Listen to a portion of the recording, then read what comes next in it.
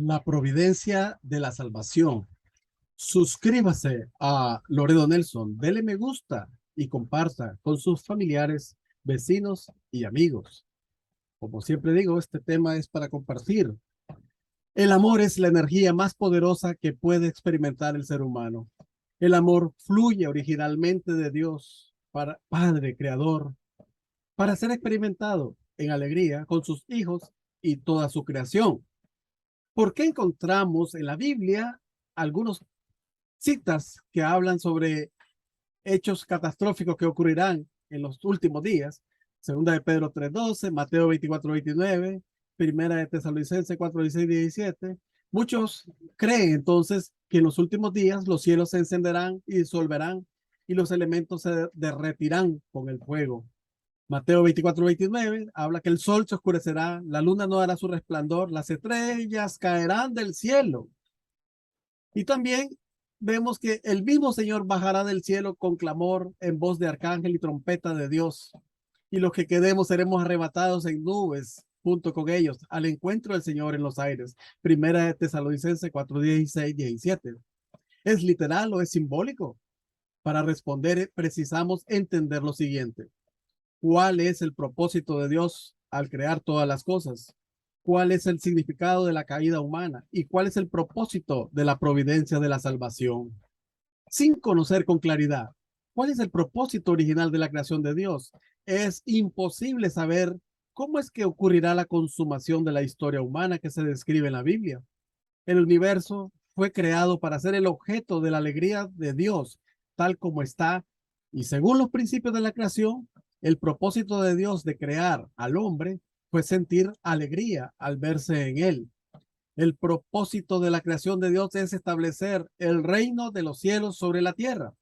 El propósito de la vida del hombre entonces es devolverle alegría a Dios, amando a Dios por su propia libre voluntad, como un hijo obediente de su palabra.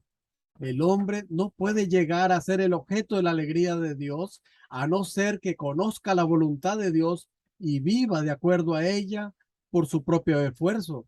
El hombre fue creado de tal forma que pudiera conocer la voluntad de Dios y vivir conforme a ella eternamente, experimentando el corazón de Dios como si fuera el suyo propio.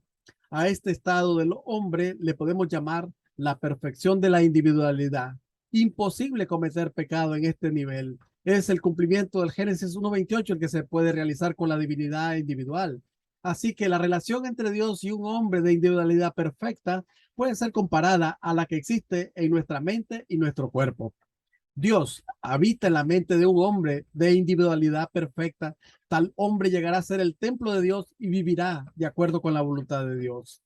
Primera de Corintios 3:16 dice, ¿no sabéis que sois santuario de Dios y que el Espíritu de Dios habita en vosotros?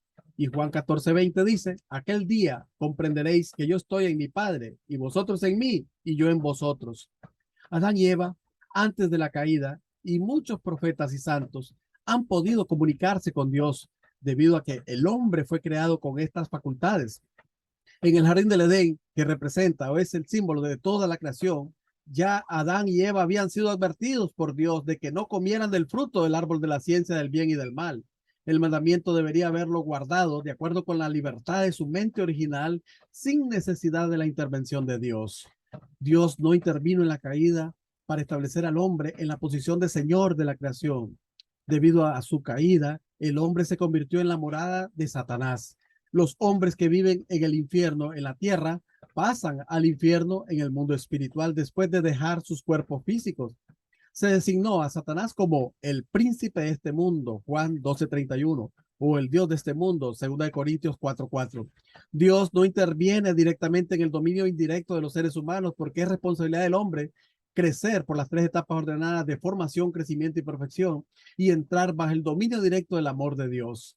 Si Dios interviene directamente en el dominio indirecto de los seres humanos, no pueden entonces los seres humanos cumplir su porción de responsabilidad y llegar a ser el templo de Dios, heredar la naturaleza del Creador, llegar a ser hijos de Dios y ganar el derecho de gobernar el universo entero. Génesis 1:28. La providencia de la salvación es la providencia de la restauración.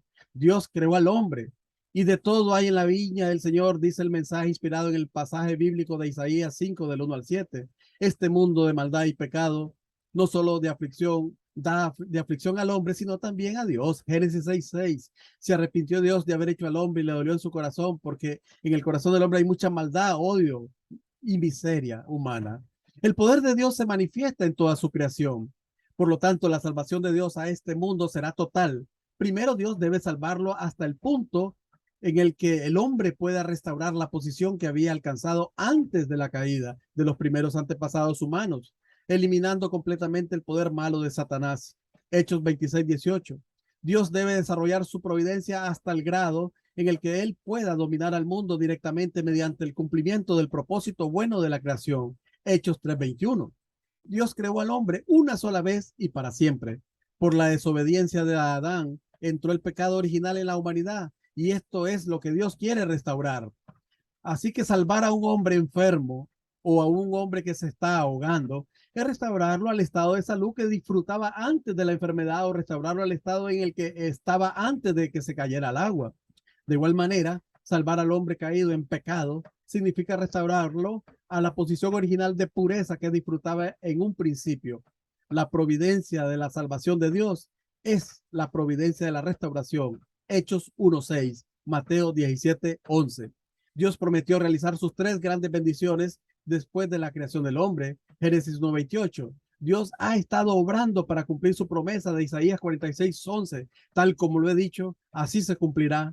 Como lo he planeado, así lo haré. La caída del hombre es el resultado de su propio error. El hombre cometió el pecado de la desobediencia, y es Dios, como el creador, que es también responsable del resultado.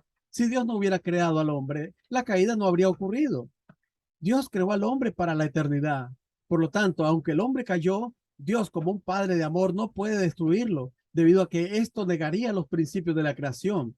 Por lo tanto, Dios debe salvar al hombre y restaurarlo a su posición original en la creación. Jesús le dijo a sus discípulos: sed pues vosotros perfectos como es perfecto vuestro Padre Celestial. Les estaba ordenando restaurarse a la posición del hombre original de la creación, porque según los principios de la creación del hombre original de la creación, debería ser tan perfecto como Dios, adquiriendo divinidad eterna debido a su unidad con él. Mateo 5:48. El propósito de la providencia de la restauración de Dios es realizar el reino celestial. Dios no pudo cumplir su voluntad debido a la caída humana, por lo cual el propósito primordial de la providencia de la restauración es restaurar el reino de los cielos sobre la tierra. En Mateo 6:10 les enseñó a orar: venga tu reino, hágase tu voluntad, así en la tierra como en el cielo. En el cielo, en el ideal de Dios, ya existe el reino de los cielos que Dios quiere construir aquí en la tierra. Mateo 4:17. Desde entonces comenzó Jesús a predicar y decir: convertidos, porque el reino de los cielos ha llegado. Cristo vino a establecer el reino de los cielos sobre la tierra. Por lo tanto, la historia humana es la historia de la providencia de la restauración.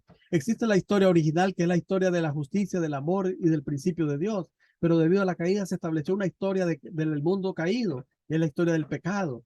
Y así, la historia de la providencia y la restauración es la providencia de la restauración, cómo Dios ha trabajado a lo largo de los tiempos, desde Adán y Eva hasta nuestros días, para rescatar al hombre. La historia de las culturas. En esta historia de cultura, los hombres más malos tienen en común el deseo de la mente original, que de perseguir el bien rechazando el mal. En las esferas culturales han existido 26, de 21 a 26 esferas culturales: la cultura del lejano oriente, la esfera cultural hindú, la esfera cultural del mundo islámico y la cultura cristiana. Y todas desembocan en un cristianismo que enseña que Dios es nuestro Padre gracias a Jesús, el Mesías. El camino de la religión y la ciencia es igual o similar a la mente y el cuerpo. La mente debe dirigir al cuerpo y el cuerpo responder a los deseos de la mente. La mente en la posición de religión y el cuerpo en la posición de la ciencia deben unificarse para establecer ese mundo ideal de Dios. Por lo tanto, la tendencia de los conflictos históricos son conflictos del bien y del mal. El punto de vista de la vida tipo Caín y el punto de vista de la vida tipo Abel. El tipo de vida Caín es el humanismo, el helenismo, el materialismo que desembocó en el comunismo y es ateo. Y el mundo Abel, el punto de vista de la vida Abel, es del diosismo, basado en el hebraísmo, que es el espiritualismo y la democracia. Estos dos mundos, tipo Caín y Abel, deben de unificarse. En el Apocalipsis 21:1 leemos que en los últimos días aparecerán un nuevo cielo y una nueva tierra. Precisamente esto significa que el viejo cielo y la vieja tierra que habían estado bajo el dominio satánico serán restaurados como un nuevo cielo y una nueva tierra bajo el dominio de Cristo, centralizado en Dios. Romanos 8, 19, 22, leemos que también la creación que gime bajo el dominio de Satanás no va a consumirse en el fuego en los últimos días, sino que se restaurará a la posición original y está escrito que para renovarse, Apocalipsis 21:5, anhela la manifestación de los restaurados hijos de Dios, calificados para dominarla. Considerada desde este punto de vista, podemos percibir muy claramente que la historia humana es la historia de la providencia divina de la restauración del mundo original de la creación de Dios. Muchas gracias por escuchar. Compartan. Este tema es muy importante.